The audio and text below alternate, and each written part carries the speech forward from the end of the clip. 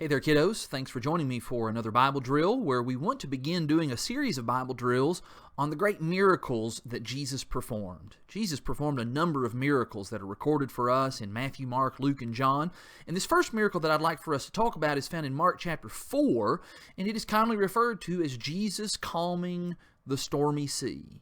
And there's just a lot of great lessons that we can learn from this, but I'm really just going to highlight one main lesson that we want to learn from this, and it's the lesson that the apostles ended up learning from this miracle.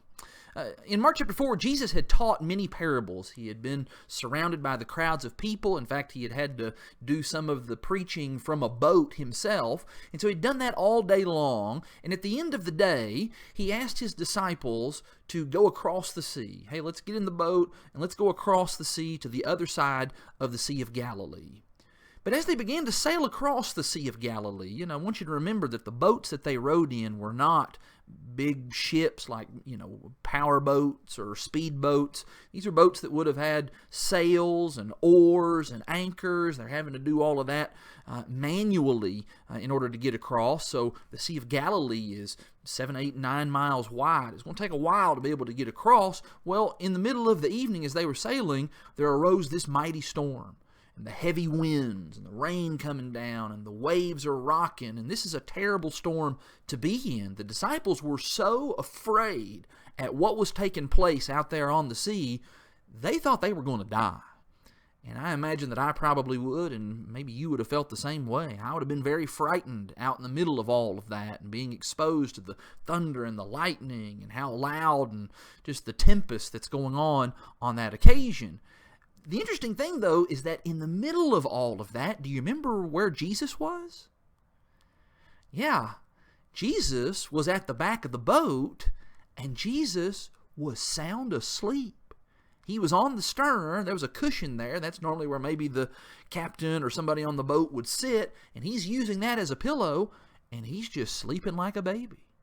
No doubt Jesus would have been worn out. He was God, but he also was a human, and so he got tired from that hard day's work of teaching and preaching, and he's just sound asleep in the middle of all of that. That is amazing. Well, the disciples go to him, and they wake him up, and the question that they ask him is, Jesus, Master, do you not care that we are going to drown? Don't you care about us and about what's going on? Don't you care even about yourself? Because we're all going to drown out here, and we're all going to die. Well, the answer, of course, is Jesus did care. He did care about them, and he cared about himself. But what Jesus then does next is he stands up, and he commands with just his voice that the winds and the waves, that they all stop. He says, "Peace, be still."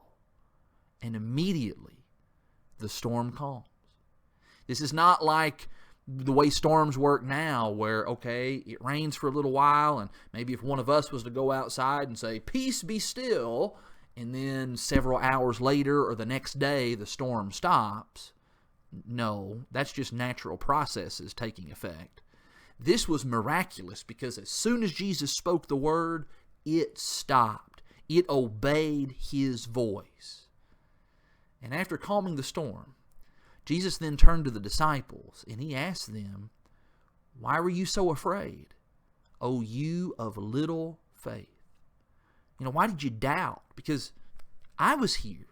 I was here all along, and I wasn't going to allow this to happen to us. We've got work to do, and that work is going to be done. You didn't need to have doubting and fear. Instead, you needed to just trust that everything was going to turn out okay. And the disciples were so stunned at what they had seen and what they had heard. They then looked at each other and they all said, "Who is this, that even the winds and the waves obey him?" And that's a good question. You see Jesus perform a miracle like that, you probably ought to ask, who is this man? He's not like us. He's not just some normal person. Who is this man? Well, the answer is, he's Jesus. He's the Son of God. And that is one of the main reasons that Jesus performed the miracles like this one, was to prove that he was indeed God sent here. That he's God in the flesh, that he was more than just a good teacher, and he was more than just a nice man. He was the Son of God, the man who would be the Savior of the world. And in doing this miracle, what Jesus shows is that he has power over nature.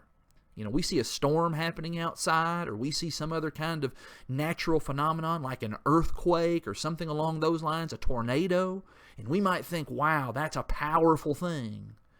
But in comparison to Jesus, it doesn't stand a chance.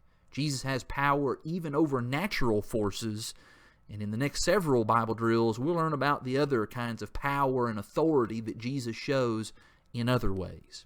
Thanks for joining me.